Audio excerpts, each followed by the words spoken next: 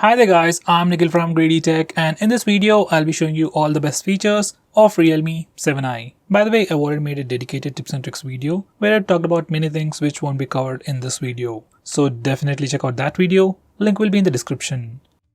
Now with that said, the most highlighting feature about this phone is definitely its display. This phone sports a 6.5-inch HD Plus display with 90Hz refresh rate with a punch-hole design protected by a 2.5D curved glass. Considering the price, 90Hz refresh rate is definitely a pretty big deal. As for its effects, yes it works and it does improve the overall user experience. Next best thing about this phone would have to do with its battery life. This phone packs a huge 5000 mAh battery, supports fast charging and also comes with an 18 watts fast charger inside the box, which is once again a pretty great thing.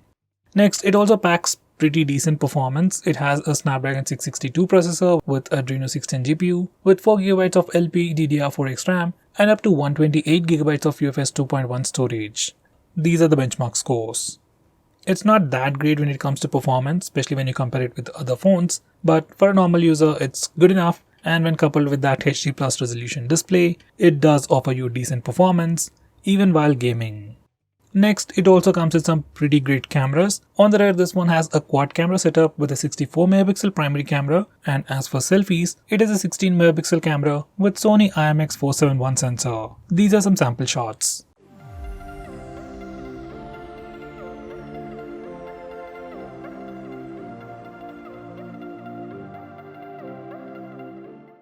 Next, we also get a wide-angle camera on this phone. It's an 8MP ultra wide-angle camera with 119° field of view and f2.2 aperture. These are some sample shots.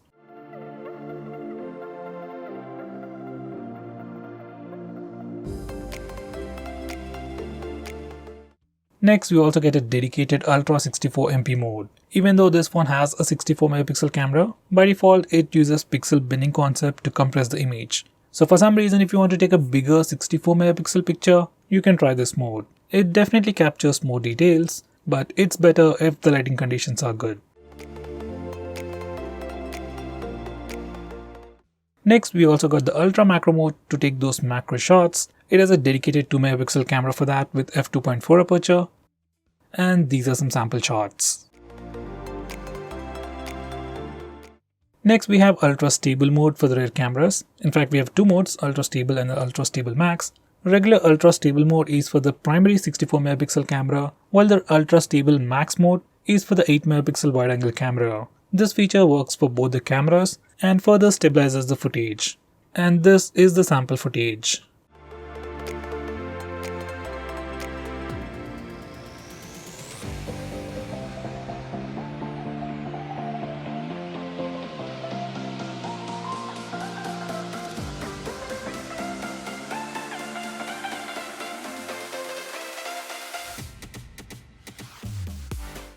Next, we also have Ultra Stable mode even for the front-facing camera. Usually most phones, especially in this price segment, doesn't offer this feature for their front cameras. But this phone does, and it works really well. Here's a sample footage. Now this is the sample footage recorded using the Ultra Steady mode using the front-facing camera, and stabilization has definitely improved a lot with and without Ultra Stable mode. And once again, audio is from the phone itself, so check out the noise cancellation and stabilization offered by the phone.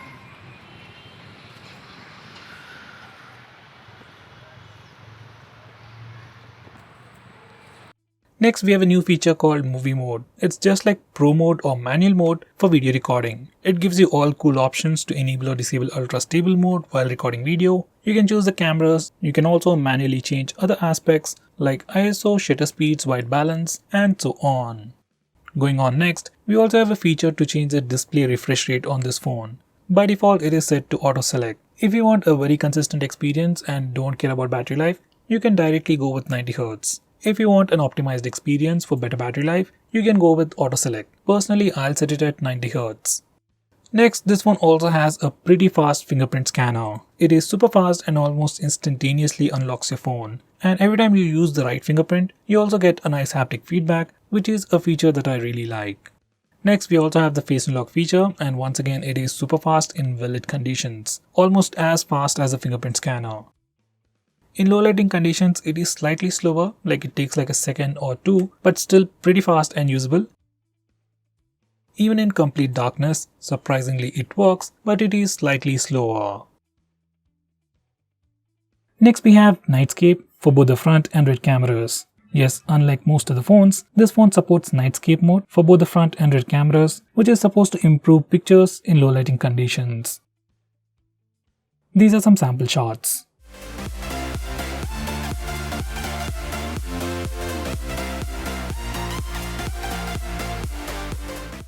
Next we have Dazzle Color. Now this is a very unique feature available only on this phone or Realme and Oppo phones. And once you turn it on, everything will pop out, colors will look super saturated, and images will look very pleasing.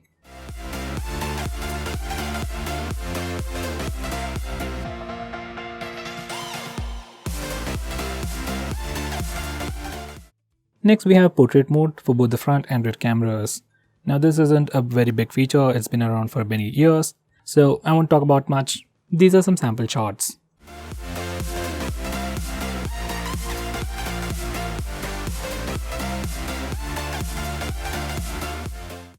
Next we also have a dedicated face beauty mode. Now this brings in a lot of cool features like it can smoothen your skin, make your face thinner and even smaller, and do all sorts of crazy stuff. Have a look at this. Next, this phone also supports slow motion video recording. Here's a quick sample.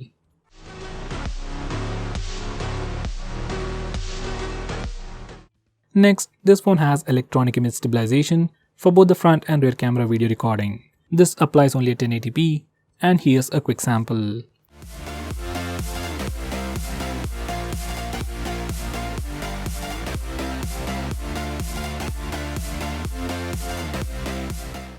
For the rear camera, it has just one gesture, that's tap to take pictures.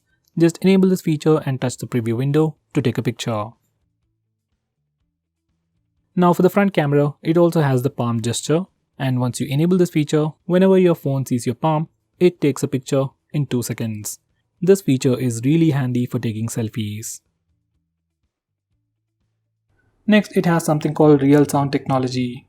Now if you want to improve the audio experience on the headset, just enable real sound technology from the sound settings and you will definitely see a noticeable difference. We have a new navigation gesture called swipe from both sides. Now once you enable this feature, you can swipe from the bottom to go home, swipe and hold for recent taps, and finally swipe from the left side or right side to go back a step. Next we have the old style swipe up gestures. Now once you enable this feature, you can swipe from the bottom right or bottom left corner to go back a step. You can swipe from the center to go home, and finally, you can swipe and hold from the bottom center for recent taps. Even these gestures work really well. Now going on next, we have a super handy shortcut to trigger Google Assistant with the power button. Once you enable this feature, you can long press the power button to trigger Google Assistant. It's a nice feature and can be quite useful while using the navigation gestures, but I don't think this power button will last longer if you use it continuously. Next we have 3-finger screenshot. Now before I show you that, let me show you how to take a normal screenshot.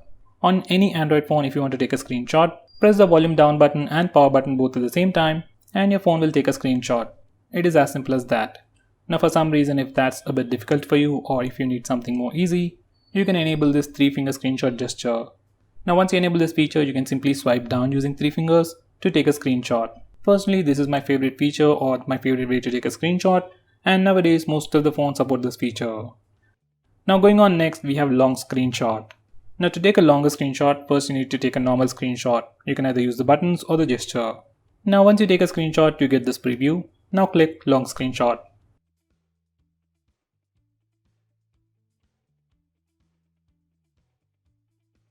Now going on next, this one even comes with screen recording. I really don't know why you want to record your screen, especially on an Android phone, but for some reason if you want to record it, you can start it from the notification toggles, or you can also use the smart bar, which can be accessed from anywhere by swiping on the right side corner. You can stop recording by clicking the stop button on the floating bubble. Next we have flash on call. Once you enable this feature, every time you get a call, flashlight on the phone blinks to give you an indication. This feature can be quite useful when your phone is in silent mode. Next we have a feature called vibrate when you answer an end call. Just like the name suggests, every time you answer a call or end a call, your phone vibrates. It's not a big feature, but adds to the overall experience. Next, we have a feature that identifies unknown numbers. Once you enable this feature, whenever you get a call from any unknown number, your phone will check its online database and try to find the contact name. This can be quite useful to check spam calls. Next, we have a feature called Screen On End Calls with Power Button. Once you enable this feature, you can end calls by pressing the power button when the display is on. When the display is off, clicking the power button just turns on the display. Next, we have split screen mode. Now, split screen mode has been on Android for a very long time, but on this phone, we have some more features. Now, to start a split screen mode, as always, you can simply press and hold the recent apps button. Or on this phone, you can also use the 3-finger gesture. Simply swipe up using 3 fingers to open the current application in a split screen mode. You can choose a secondary application from the list below. Personally, I like this gesture and I wish every other phone has it. Next, we have some screen off gestures like double tap to wake. Just enable it and double tap the screen to wake it up. Next, you can draw a note to open the camera application. We can also draw a V to toggle the torch. We can also draw characters like greater than or less than for music controls. And finally, you can add custom gestures like you can draw a W to open WhatsApp, M for phone dialer, and so on. Next, we have raise to wake.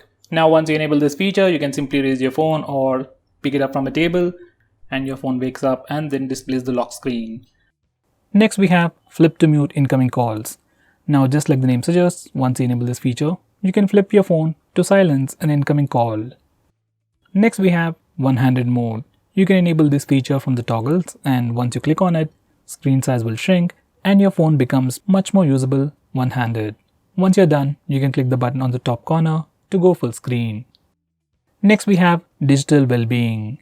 Now, this is a feature from Google that tracks all your usage on your phone and gives you a complete analysis of which apps you're using more, and then helps you limit your usage and block notifications from those applications.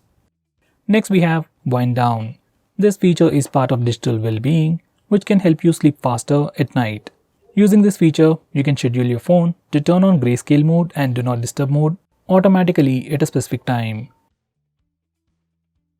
Now, going on next, this phone has a very unique feature called Smart Sidebar. It is enabled by default, and this is how it looks like. You have some quick shortcuts, quick actions, and some quick applications. You can access it from anywhere. Even while watching videos or playing games in full screen mode, you can swipe near the notch area to bring it up. From here, you can quickly launch applications, take a screenshot, record the screen, block banner notifications, and finally open few applications in a floating window. Next, we have Assistive Ball. Now, just in case if navigation gestures are not really your thing, but you still want a much more immersive experience, you can enable Assistive Ball. Once you enable this feature, you'll see a floating bubble that can do multiple actions. Now, first you need to select the operation mode. You have gestures and tap mode. I'll go with gestures. Now you can tap once to go back, double tap for multitasking, and touch and hold to go home. If you select tap, once you click it, you just get additional options, just like the iPhones and iPads. Now this is another way to interact with your phone and gives you a much more immersive experience. Next, we have Night Shield. Now once you enable this feature, it puts a warm tint on the screen and thereby filters the blue light. According to research, blue light emitted by our displays affects sleep at night. So to prevent that, we have this Night Shield mode, and you can enable it manually or schedule it to automatically turn on or turn off at a specific time. Next, we have Startup Manager. Now, just like the name suggests, it's a feature that allows you to stop applications from auto starting in the background. Now, most of these applications automatically start in the background and then drain your battery life. And for the most part, just applications like maybe Instagram or WhatsApp needs to be allowed to auto start. So you can disable auto start permission for all these applications and further improve the battery life. Next, we have an app lock built into the system, and unlike most phones, we can unlock locked applications either by using the password or the fingerprint scanner, and even by using the face unlock feature. So if you're already using face unlock feature on your phone, most of the time you won't even see the lock screen. Now, because of this one particular feature, you can lock any application you want and you won't be inconvenienced in any way. Next, we have Clone Apps, which is a feature that allows you to use 2 instances of the same application. Like you can have 2 WhatsApp accounts, 2 Facebook accounts, and 2 Instagram accounts on the same phone. This is definitely a very handy feature, but it is still limited to only very few applications. Let's say if I want to use two Paytm accounts on the same phone, we can't do that. Next we have GameSpace. Now this feature or application just tries to improve your gaming experience and gives you a lot more cool features. Now once you add all your games to this GameSpace and then open that game, your phone will divert all the resources to improve your gaming experience. It means faster game load speeds, better visuals, and more than that, it gives you the option for Do Not Disturb mode, where you won't be interrupted with annoying notification sounds or visual disturbances like banner notifications. You also have different power profiles to improve the performance or battery life. It also gives you the option to disable auto brightness, which is missing on many phones out there. Next we have Wi-Fi tethering. Now this is a very unique feature which allows you to share existing Wi-Fi connection to other devices. It's like your regular hotspot, but instead of using your mobile data, it will use your existing Wi-Fi connection. Now you might think this might not be a useful feature, but let's say if you're in an airport or a hotel where you have access to only one device or a Wi-Fi, then in that situation, you can share the existing single Wi-Fi connection to multiple devices. Next we have Private Safe. Now this feature is more like an application or like a vault where you can hide all kinds of files.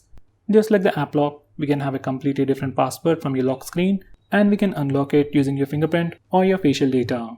Personally, I suggest you to use Gallery Vault. Next we have Automatic On-Off. Now this is another weird name for schedule power on and power off, and using these settings, we can automatically turn on and turn off your phone at a specific time. Next we have Kid Space. If your kid is troubling you about your phone, he wants to play some games or maybe sometimes he accidentally purchases stuff, Kid Space can be quite useful for you.